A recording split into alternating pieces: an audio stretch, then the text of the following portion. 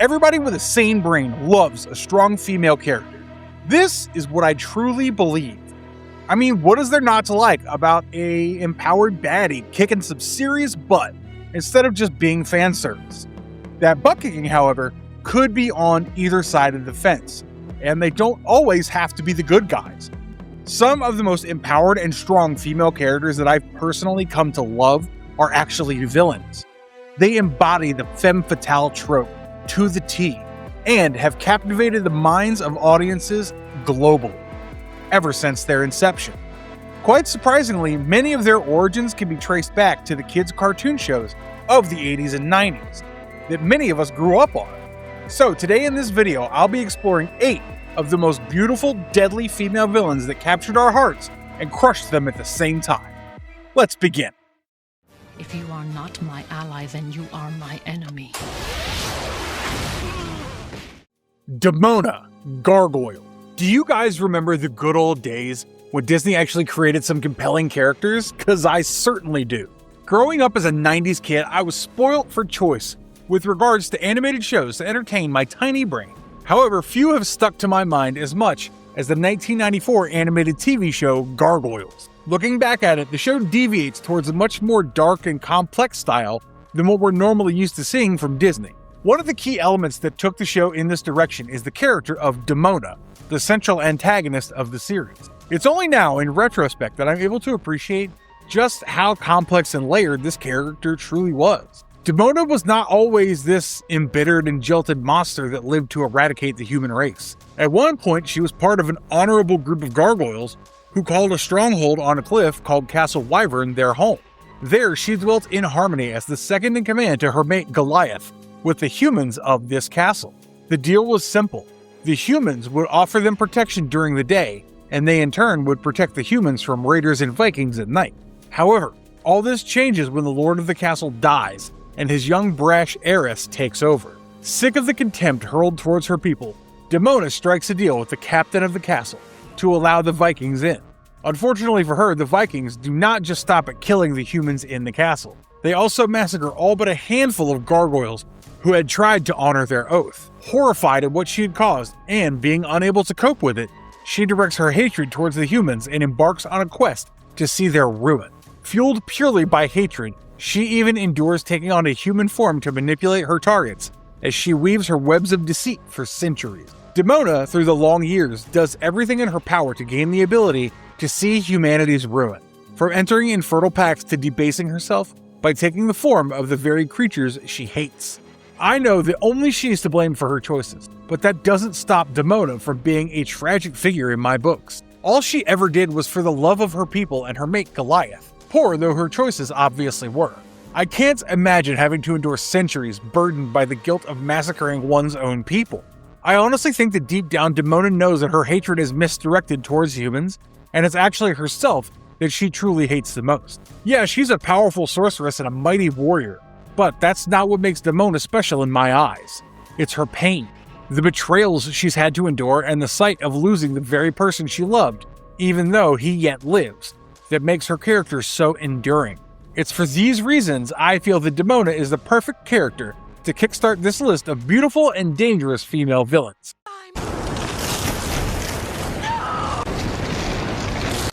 Poison Ivy, Batman the Animated Series. I can't possibly make a list of femme fatales without including Dr. Pamela Lillian Isley. Over the years, I think it's fair to say that just like most other comic book characters, we've seen different versions of Poison Ivy, where her powers and origins differ according to the story being told. However, my personal favorite version of Poison Ivy has to be the one from Batman the Animated Series. Let me tell you why. In most versions, this character's origins, she's a superpowered character who can literally pull a Senju Hashirama on Batman's butt if she wants. Poison Ivy's physiology has been irrevocably altered by toxins to which she was subjected, granting her all these crazy abilities, which the animated show either really tones down or completely does away with, and I love it. Batman the Animated Series presents Poison Ivy in a way that's more grounded in reality without taking away any of her fatal nature and beauty.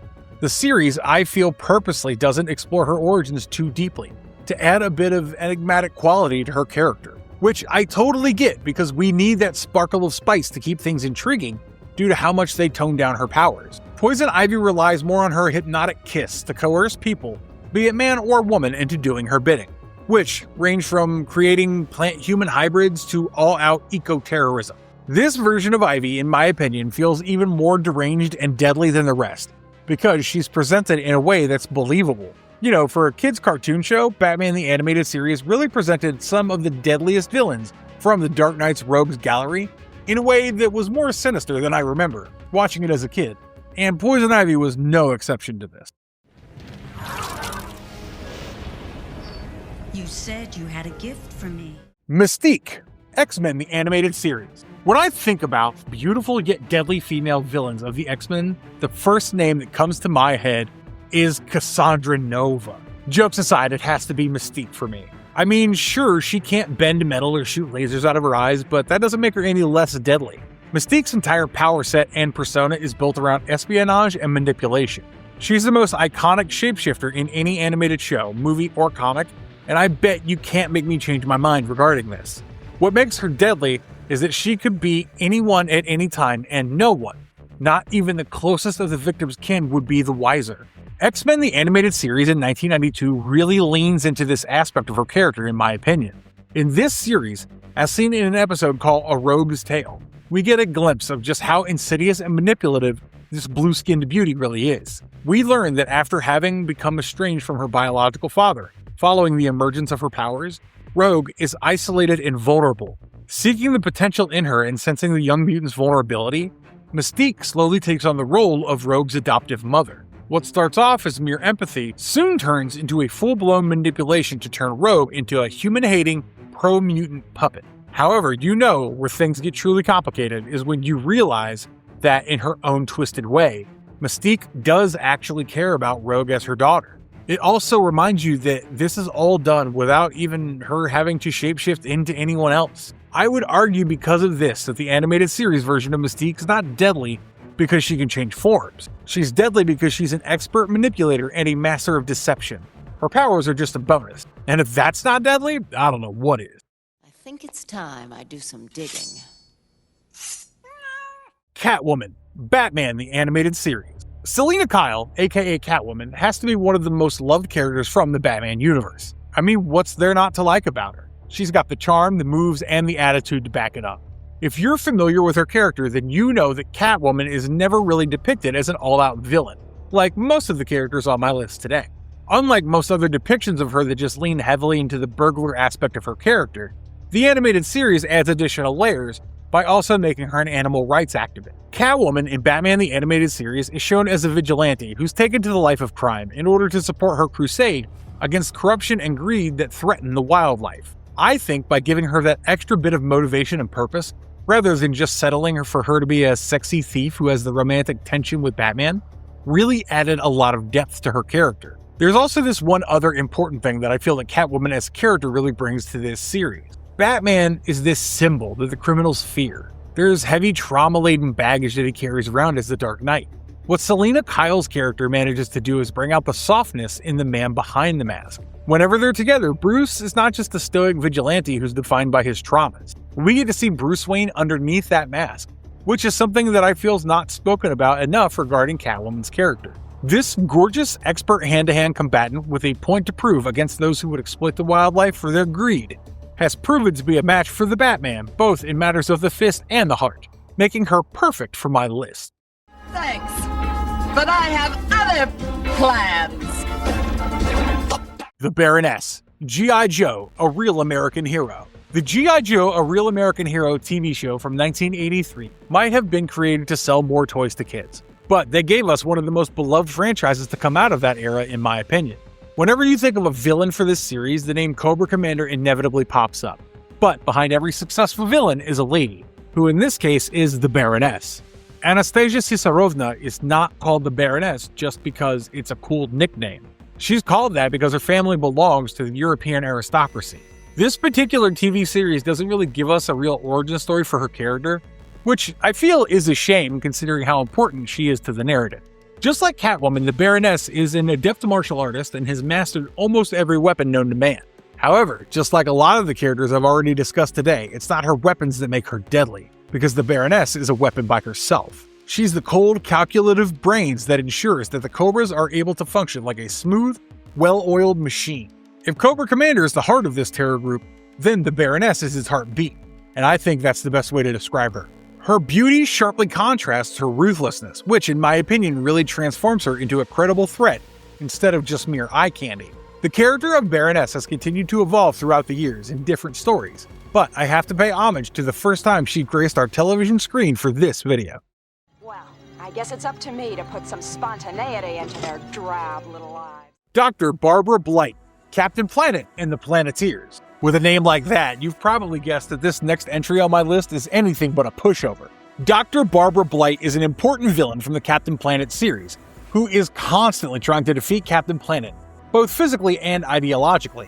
She is the antithesis of the main hero, as she won't stop at anything to get the desired results from her experiments. This lady is a genius who has built everything from supercomputers with artificial intelligence to time machines. Yeah, you heard me correctly. Dr. Blight once hopped into one of these things and traveled all the way back to Nazi Germany and tried to sell good old Adolf some nukes. If you hadn't believed me earlier when I said this woman's baddie as hell, you have to now. Despite her beautiful appearance, Blight hides a hideous scar on her face with her hair. This scar is something she received during one of her deadly experiments, a small price compared with what she'd put others through to achieve her goals, in my opinion.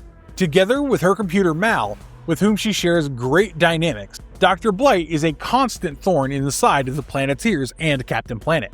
However, if you think she's just some broken genius who lets others do her dirty work, let me tell you, you're quite mistaken. This blonde femme fatale has literally thrown hands with Captain Planet.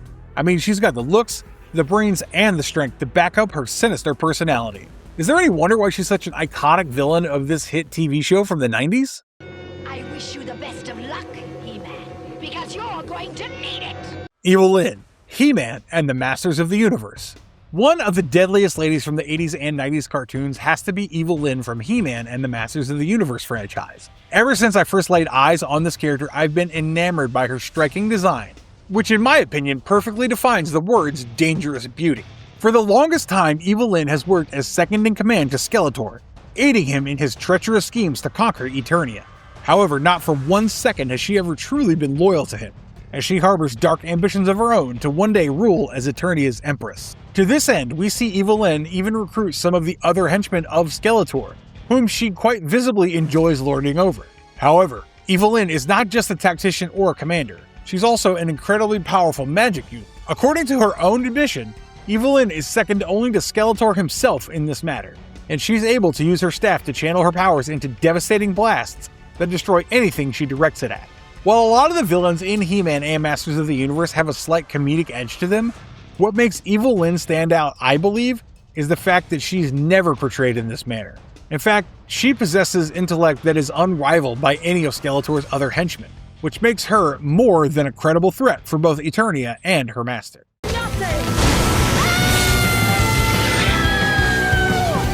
Magica Dispel, DuckTales.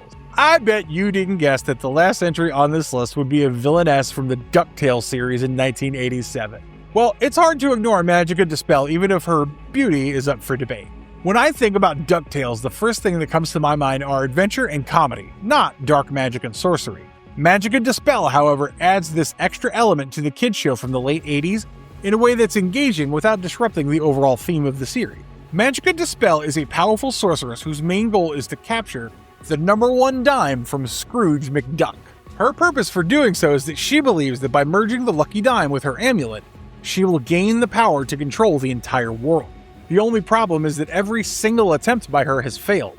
She once tried to even transform the Beagle Boys into Huey, Dewey, and Louie, but was thwarted when this ruse was discovered by the protagonist. Since then, she's always been a constant thorn on Scrooge's side, ever ready to weave her spells to secure her victory. Honestly, I think that she's one of the least sinister villains on this list. However, just because she adds this dark aura and changes the tone of the show significantly every time she shows up, I felt that Magica Dispel was worth mentioning here. Every one of these ladies have looks that can kill, but that's not the only thing in their arsenal, just as I've shown you. In hindsight, it's quite surprising just how adult-themed some of these characters were, despite featuring them on a kids show. What I loved most about them was the fact that they're not mere set dressings for the shows that they were in. Instead, they were fierce and powerful, and in their own way, empowered. I'm sure I've missed some other names that could easily have made it onto this list today. This was my list. Let me know yours in the comments below. Hope to see you soon in the next one. Until then, stay safe